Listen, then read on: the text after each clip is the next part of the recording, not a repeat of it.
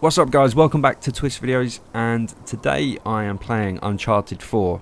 I've been playing a lot of Uncharted 4 and I recently got my Platinum Trophy. So what that means is I've played through the game start to finish quite a few times, and in those playthroughs is this chapter. And after playing this chapter a few times, I've noticed a few very subtle hints and references towards Harry Potter.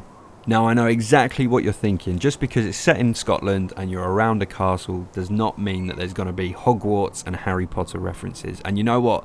I was with you for a while until I came across a very specific treasure, which I will show you later on in the video. But because of this treasure, I decided to restart the chapter and have a much closer look at the surrounding areas, and I come across a few little references that you guys would have seen, but you may not have put the two together. But I'm going to show you a couple now. So this is the first one. Now take a second to have a look at this rock here on the left hand side. This is right at the beginning when you start the chapter, and you notice it's in some grass, some kind of dead, very brownish grass. If you have a real look at it, I'm going to put a photo up on your screen now.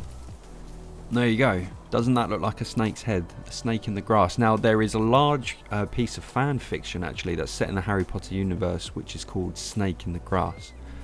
Whether or not that's a nod to that, I don't know. But as we get closer, you can see the nose shape at the front where the mouth would be. You know, and the eye socket is in a very, very specific place.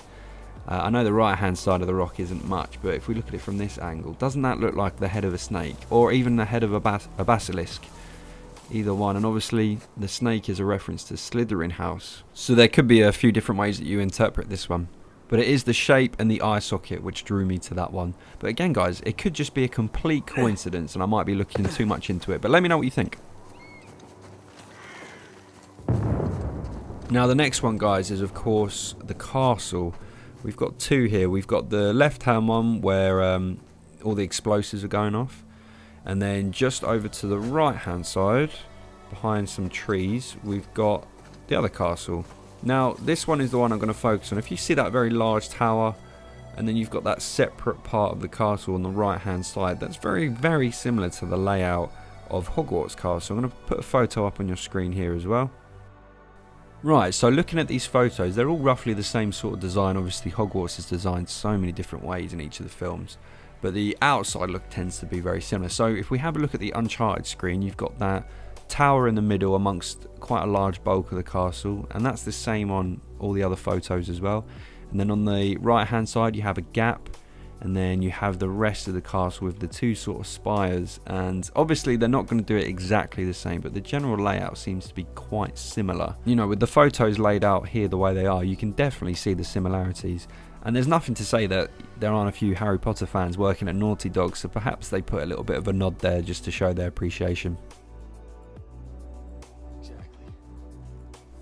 So guys, next up is one that you probably would have all seen on your playthroughs. It's the stag up on top of the hill. Now the stag in reference to Harry Potter would be Harry's Patronus.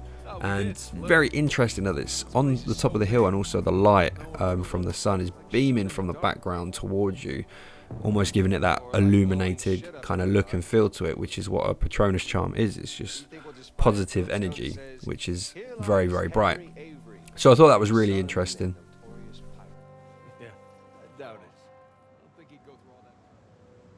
So guys, the next one is the treasure, and like I mentioned earlier on, this is the whole reason why I started this chapter and made this video.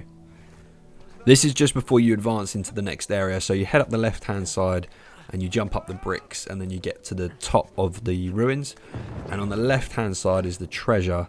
Now guys, this has to be a full-blown Harry Potter reference. It has to be, unless I'm missing something and this treasure means something else. Look at it. Also, that statue looks a lot like Channing Tatum. So the first thing you think when you see this is the dark mark. Surely it has a snake on the back. It is a skull. The only thing extra is this lizard, which I'm not too sure what that means, but it's there anyway.